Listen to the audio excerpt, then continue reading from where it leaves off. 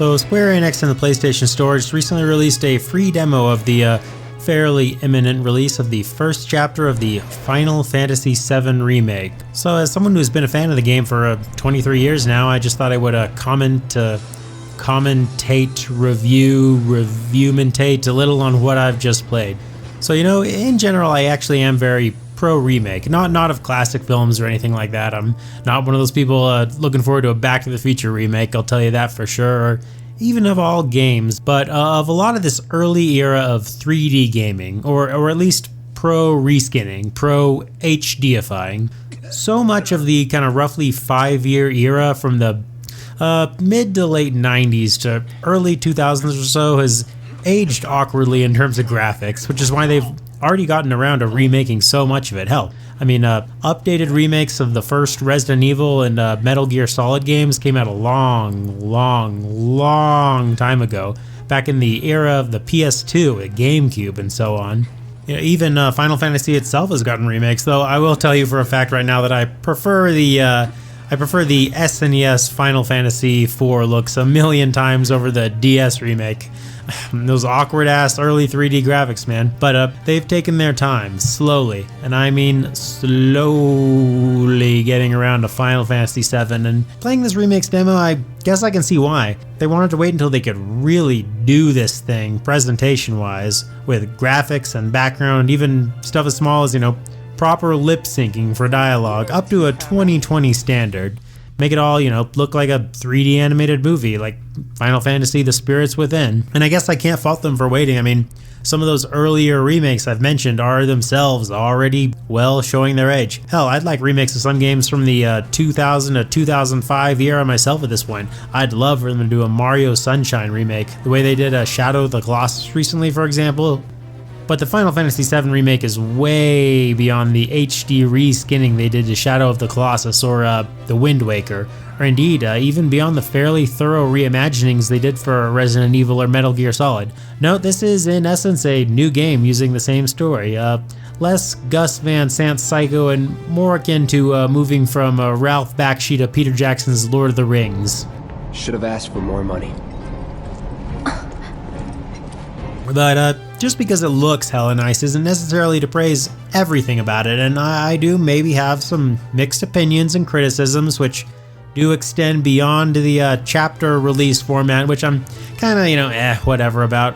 Everything is in chapters these days, man. Not just, you know, TV shows, which we've been used to for almost 20 years now, but even movies more and more too, it seems like.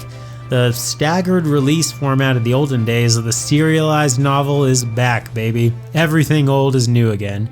The serialized release. Hieroglyphics, Viking beards, the plague, it's all back. But no, let's ignore future chapters for the moment and tackle thoughts on this game's demo in 3 categories, moving from the most alike to its 1997 predecessor to the least alike. First, story and characters, then presentation, and then finally the gamiest part of playing any video game, the gameplay. Now, first off, story, and yep, as far as I can see so far, and this is going to assume that you're basically familiar with the gist of Final Fantasy VII, and I don't need to review its narrative fundamentals for you. This is indeed the story of Final Fantasy VII. It remains to be seen whether it gets so far as Cloud cross-dressing, impersonating soldiers in a military parade, giant snakes being impaled, comatose Cloud in a wheelchair, Vincent and Yuffie and Kate Sith, and so on and so on. But as far as the original game's iconic cold open, it's pretty much preserved here. Cloud Strife is a mercenary hired by Avalanche to help bomb this Mako reactor. He goes in with Barrett while striking an attitude that 12-year-old me thought was super badass. They may not think you're a true believer, but you know what I think? Not interested. What? They set the bomb, fight a giant robot scorpion, and escape just in the nick of time. Now, what is interesting is that this version kind of gives a new twist with Heidegger and the Shinra president apparently watching and participating in the bombing of their own facility, increasing the damage done from a small disabling bomb to full-on rubble-spewing catastrophic meltdown. And this is interesting, which isn't the same thing as saying it's necessary, but I guess in these post-Game of Thrones days, we always have to have some kind of a scheming, plotting, wheels within wheels sort of element on top of the more standard fantasy plot. Not that Final Fantasy VII was entirely standard with its modern elements and technology and steampunk and all that kind of melded onto its swords and sorcery. But it's interesting, and I'm curious to see how else they change the story going forward. Cautious but curious. I deem this change neither good nor bad as of yet. As for the characters, they're pretty much intact and fully recognizable in design and personality. Cloud maybe has a hint more sardonic humor to him than in the original. You gonna stand there and pretend you can't hear the planet crying out in pain? I know you can! You really hear that? Damn straight I do! Get help. And I'd say Wedge and Jesse actually both pop a little more. Wedge admittedly less due to sparkling dialogue and more just because his voice is instantly recognizable as Badger from Breaking Bad. Come on, nobody do something this crazy just for money. I wonder what happened there, if the actor is maybe a fan of the game going way back or what. Definitely wouldn't be surprised by that, and I'm definitely not complaining either. It gave me a laugh and I enjoyed his presence. I suspected beforehand they might tone Barrett down a little bit to make him less of a deemed to be offensive in 2020 African-American caricature, but no, not at all actually. If anything, he's more amped up than ever. Mako is the lifeblood of our world. The planet bleeds green like you and me bleed red. The hell you think's gonna happen when it's all gone, huh? Answer me!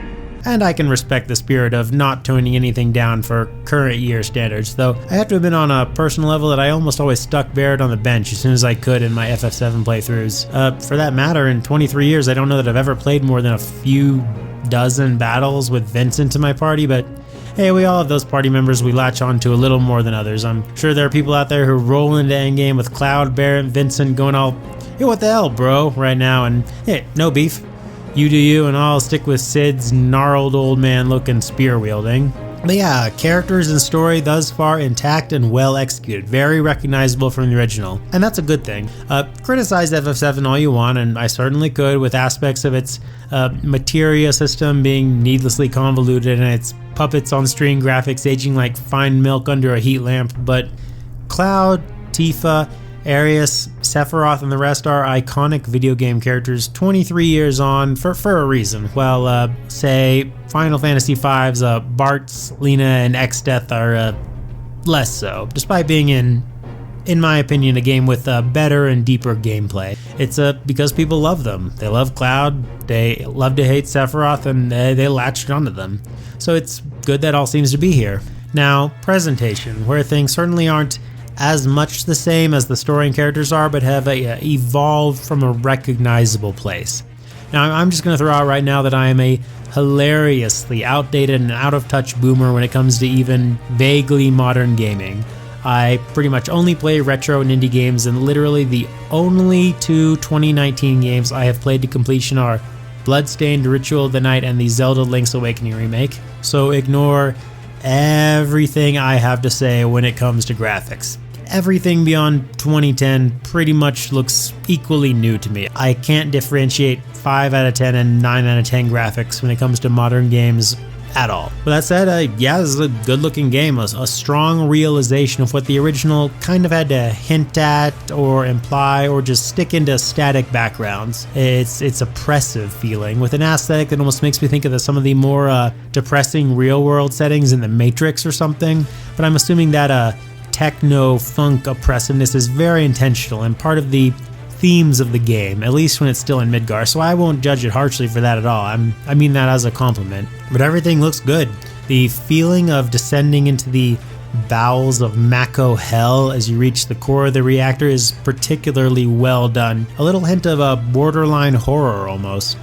I'll also kind of praise the cutscenes, not just for their graphics, but their reasonable length. Despite the normally long-winded JRPG genre, these cutscenes manage to not be too annoying. I've played a lot of games lately with way longer, more irritating cutscenes that throw me completely out of feeling like I'm even playing a game. And the FF7 Remake demo seems to avoid that, if having a few too many of those little flashback bits.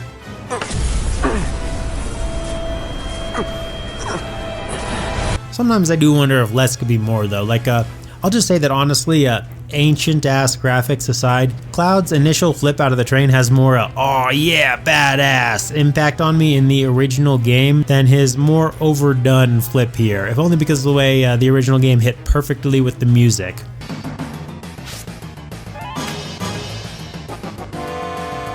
Some other minor scenes later on feel a little bit similarly overcooked, like just calm down, just trust the personalities of your characters and your music, game cutscene directors. It's like a novel with a hair too much purple prose, like scale it back a touch. But overall, I'd say the presentation, with the story, hews closely to the original game, if updated and clearly enhanced. But then we move on to something where things aren't 90% the same, but instead about 90% divergent, and that is the gameplay. And that's where I'm not coming out against FF7 Remake at this point by any means, but I'm coming out as uncertain, with an open mind, but still in need of persuading. Okay, I'll just lay my cards on the table here.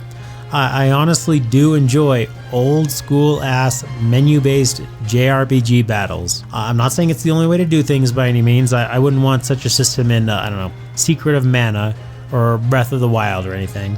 But I did still enjoy it in Dragon Quest XI. Enough to put 100+ hours into that game, and sometimes when a series moves on from it, I'll be honest, it kind of loses me and I kind of move on too. I played through and loved Paper Mario: The Thousand Year Door multiple times, and when Super Paper Mario didn't have the same battle system, I kind of stalled out and set it aside pretty quickly, and ruining any Final Fantasy fan cred I might have. I have owned Final Fantasy 15 for almost 2 years, and in those 2 years I have put maybe 5 hours of playtime into it. I'm sorry, I just couldn't wrap my head around the combat. I just couldn't get into it. So with all that said, here's the thing. On the gameplay level, at least when it comes to combat, and I'll come around to other topics, hang on. But on the gameplay level, Final Fantasy VII Remake ain't an RPG. At least not as I personally define the genre. It's a hack and slash brawler. Not going down without a fight.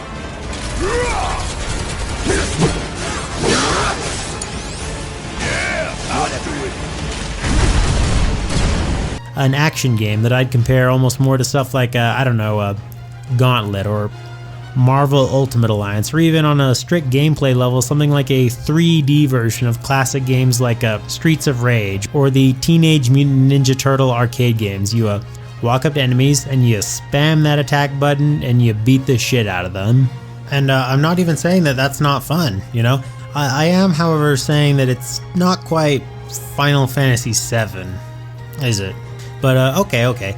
There is a menu-based system where you can pull up and pick between tech attacks, black or white magic, and using items with kind of a refractory period between uses that I admit I haven't quite figured out yet, if it's just simple timing or if there's more to it, but there's something recognizably Final Fantasy there in that menu. But by and large, this is a cinematic hack and slash.